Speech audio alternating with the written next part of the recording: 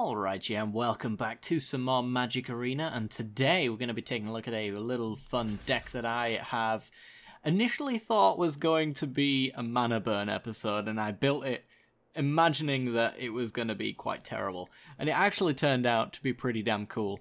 This is red-white Truefire combo. So, the combo itself, this isn't really a combo deck in a sense. We only have a 2-card combo, 3 in a way. But mostly we're built around the card Truefire Captain, which is 2 red and 2 white for a 4/3 with Mentor. All of that is largely irrelevant.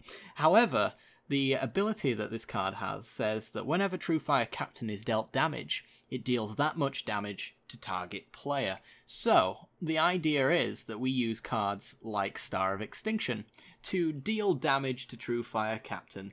Star of Extinction is 5 and 2 red, 7 mana total for a sorcery. It says destroy target land, and then Star of Extinction deals 20 damage to each creature and each Planeswalker, which means if a Truefire Captain is on the field as a Star of Extinction resolves, that means that we have a trigger to point 20 damage at our opponent's face, which, as long as they're not using life gain, is going to kill them on the spot. So that's pretty much what we have the idea for. We want to turn 4 Truefire, and then somewhere along the lines, it's usually either turn 6 or turn 7, Star of Extinction. We can get there a little earlier by using treasure maps. So treasure maps allow you to scry for 2 mana total, and then pay 1 to scry, sorry. You put a landmark counter on treasure map, and then if it's got 3 or more land counters on it, you remove those counters, and then you transform treasure map, and you get 3 colourless treasure artifact I nearly said creatures then.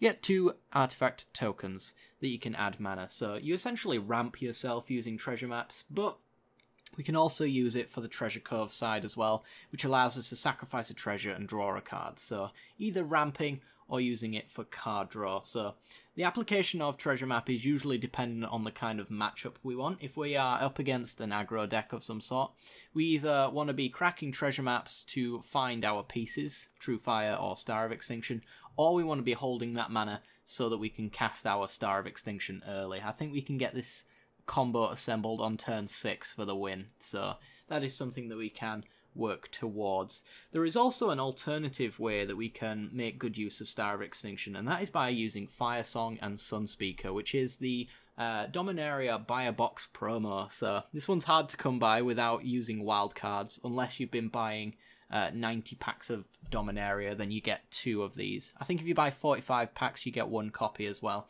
So other than that though, these ones do actually take up your wild cards. So this is for a red and a white, 6 mana for a 4/6, which has great stats. It says red instants and sorcery spells you control have lifelink, and when a white instant and sorcery spell causes you to gain life, Firesong and Sunspeaker deals 3 damage to target creature or player. So let's start with the first bit. Red instants and sorceries you control have lifelink, which basically means Lava Coil is a 2 mana deal 4 damage, gain 4 life. Lightning Strike is a 2 mana deal 3 damage to any target, gain 3 life. Response, in this particular case, is a red and white card, and it says Response deals 5 damage to target attacking or blocking creature.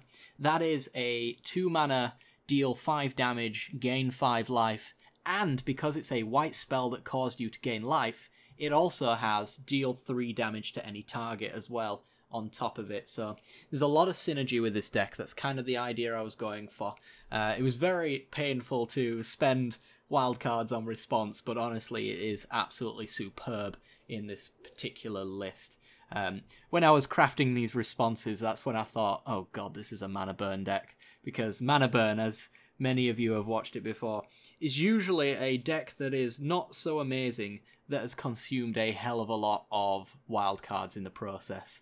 So that's why I thought it would be the case. Resurgence, on the other hand, as well, isn't entirely relevant. We don't really have to pay too much attention to that. I'll probably read it out in the matches if I end up using it, but essentially it gives you an additional combat phase.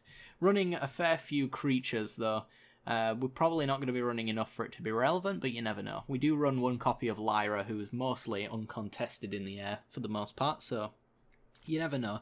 Resurgence for an additional combat step with Lyra might be worthwhile. She is a 5 mana 5/5 flying, 5 strike, and lifelink, basically Baneslayer Angel. And the secondary ability, the Angel Lord effect, is irrelevant. We don't really make any other angel tokens, so don't have to worry about that. We've got in this deck as well Deafening Clarion, one a red and a white to choose one or both. So Deafening Clarion can deal 3 damage to each creature, so this is one of our early game board wipes instead of Settle the Wreckage. We're going to be dealing 3 damage to each creature, which is pretty much what we want to be doing. The main board of this deck is built around taking out aggro. You may notice that there are a hell of a lot of removal spells in this main board deck, and that is because we're essentially teching against creature-based decks. If we're up against a creature-based deck, we are winning game 1. There is very little that our opponents can do to not instantly lose this game. And the sideboard is very interesting as well. We'll get to that soon enough, but that changes things around a little bit. So if we're up against a creature deck, we are going to probably win game 1. If we're up against control, we're probably going to lose, but that's where the sideboard comes in. We have 3 copies of Ixalan's Binding as well to take care of control certain things anyway. 3 and a white for a 4-mana enchantment. When Ixalan's Binding enters the battlefield, you exile target non-land permanent an opponent controls until it leaves the battlefield, and your opponents cannot cast spells with the same name as the exiled card. So this is one of our tech pieces for control. We only have a little bit in here for control, but Ixalan's Binding is one of those pieces. If we find a card that our opponent is using that we don't like, we can bind it, as long as it's permanent, of course. So our opponent's Planeswalkers, Teferis, Vraskas, that kind of thing.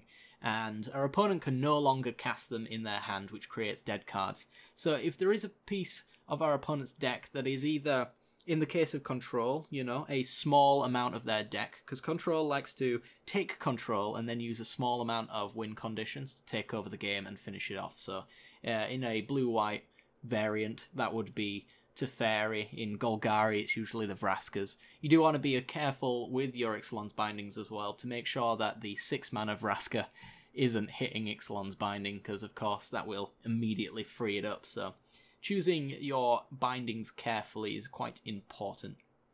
We also have 2 copies of Jaya Ballad, a 5-mana Planeswalker for 5 loyalty. She does have a fair application in this deck, actually. Her tick up for 1 allows you to add 3 red mana to your mana pool, and you can only use this to cast instants and sorcery spells. So that is one way that we get our turn 6 Star Extinction. We go turn 4 Truefire Captain, turn 5 Jaya, and then on turn 6 we ramp with Jaya to hit Star of Extinction. We kill Jaya in the process, but we should be winning the game. We want to be doing that basically if we think there's no way that our opponent could interrupt it. Because of course Truefire Captain does die to Lightning Strike and a fair few removal spells in the format. But he does get around a fair bit as well. So +1 is relevant. The +1 in the second slot as well is also quite relevant. It says discard up to 3 cards, then draw that many cards. So if we are hunting for our combo, or maybe we have too many combo pieces in hand, maybe Truefire Captain, we've got all 4 copies, we don't really need that, we need the Star of Extinction. We can actually use this to loot 3 times, it's like a super tormenting voice. Discard the cards and then draw that many cards, just go hunting through our deck for the perfect answer. If we're up against control, then we want to be hunting for Banefire, for example, so that is something to be aware of. And then the -8 says you get an emblem with you may cast instants and sorcery spells from your graveyard. If a spell would be cast this way into your graveyard, exile it instead. So we can basically get 2 uses out of our spells. So we can double Lightning Strike essentially. If our opponent counters Lightning Strike, then we can play it from our graveyard and they'll have to counter it again. That kind of thing. And then we can use Star of Extinction, reuse Banefire, all that kind of stuff. So Jaya's ultimate is also quite useful. It doesn't have too many hits, but I mean, if you're up against an aggro deck and you've ulted this Jaya, like even just having a Deafening Clarion in your graveyard ready to go, that's double board wipes. It's pretty sweet indeed. So finally, as I mentioned, Banefire, we're running 1 copy just as a hedge against control so that we at least have some game against the control matchup in game 1. So X and red, where X is the amount of mana that you want to pay for it, and if X is more, then that spell cannot be countered. More than 5, sorry. That spell cannot be countered and damage can't be prevented. So as you can imagine, if I Banefire someone for 20, can't be countered, that's going to be game. Hopefully we've managed to get a few hits here and there before we hit that because we will probably Lightning Strike our opponent's face if it is a control matchup, so there's 4 Lightning Strikes worth of damage before we get that Banefire in, so likelihood is that we don't actually need the 20 damage in order to get that one in. The mana base, pretty simple. 8 mountains, 8 plains, opposite way around. Clifftop retreats, come into battlefield tapped unless you control a mountain or a plains, which is our basics, but it is also our Sacred Foundry as well, which is a mountain and a plains. And then it enters the battlefield, you may pay 2 life. If you do, it enters untapped, otherwise it's a tapped land. So we rarely pay that life if we need the mana on the turn that we draw it. It's really nice to make sure that we've got the right amount of mana. As you may have noticed in Guilds of Ravnica, the mana is awesome, and Boros is one of those supported colour combinations, which is pretty sweet. Finally, we've got Arch of Araska as well. Very easy to ascend with this card. It adds colourless on its own, but if we have the City's Blessing, which is 10 or more permanents on the battlefield, made really easy with a treasure map, of which we are running 4 copies of, so it shouldn't be too hard. If we get the land and the treasure tokens, usually an Arch of Araska hits the City's Blessing soon after that. And if we do have that, we can pay 5 and tap it, so 6 mana total, and we get to draw a card, which is really good against control, allows us to find the pieces that we need. So, that's the main deck. If we move on to the sideboard, you'll notice we have a transformational sideboard. So as I mentioned, that game 1, we are pretty much guaranteed to win against a creature deck. We have such a disgusting amount of creature removal that it should be hard for our opponent to push through anything that matters. In our case. However, that does mean that we run a lot of cards that are bad against a control matchup. So Lava Coil sometimes won't hit very much if we're up against a Teferi deck. They barely run creatures, so this is a dead card. Deafening Clarion barely hits anything, and our opponent probably has all the Essence Scatters and Counterspells in the world to make sure that Truefire Captain and Star of Extinction combo never goes off, including Firesong and Sunspeaker as well. I never actually mentioned the combo between these two, actually.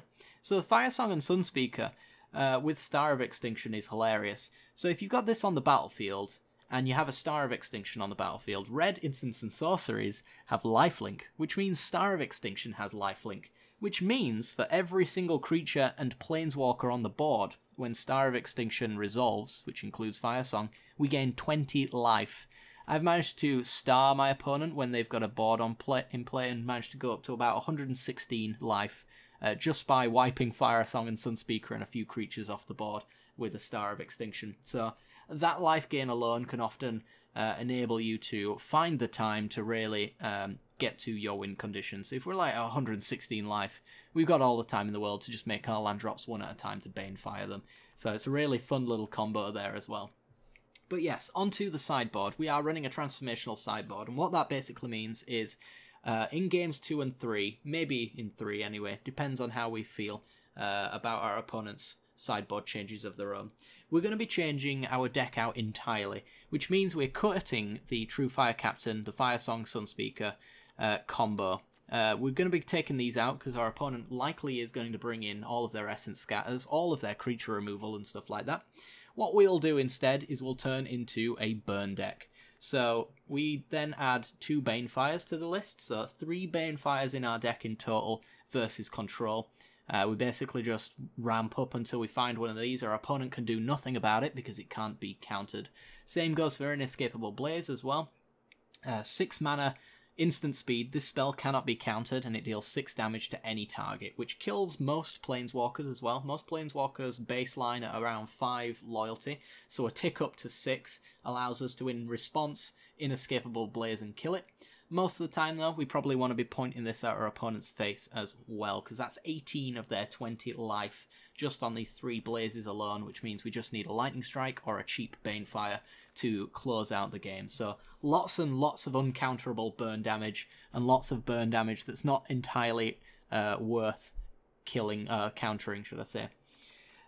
If we have a target for Ixalan's Binding as well, we've got the 4th copy in here as well. So Planeswalkers and tough to deal with creatures like Nicol Bolas and things like that. We just take them out completely. And we're also, this one might feel familiar as well, if you did check out the black-white control list, we are running the Dawn of Hope, Fountain of Renewal combo in here as well.